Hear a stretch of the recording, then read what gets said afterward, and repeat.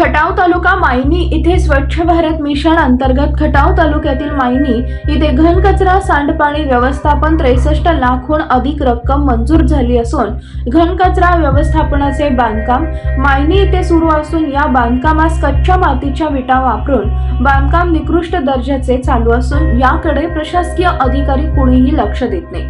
हे काम करत असताना जमिनीमध्ये पाया न खोदता भिंती बांधण्यात आल्या। या भिंतीच्या आत पीसीसी कॉन्क्रीट केलं नाही। या भिंतींना कच्च्या मातीच्या विटा वापरण्यात आल्या। हे शिवसैनिकांच्या लक्षात येताच उद्धव बाळासाहेब ठाकरे गटाचे शिवसेना विभाग प्रमुख विशाल चव्हाण, मायनी अध्यक्ष फिरोजबाई मुलानी यांनी कार्यकर्त्यांना बरोबर घेऊन ग्रामपंचायत ग्रामसेवक कोळी यांना बोलावून घेऊन कामावरील खराब वीट दाखवण्यात आली आणि काम थांबवण्यास सांगण्यात आले। या कॉन्ट्रॅक्टदारांना अभय कोणाचे 63 लाख रुपये निधी मातीत जाणार का?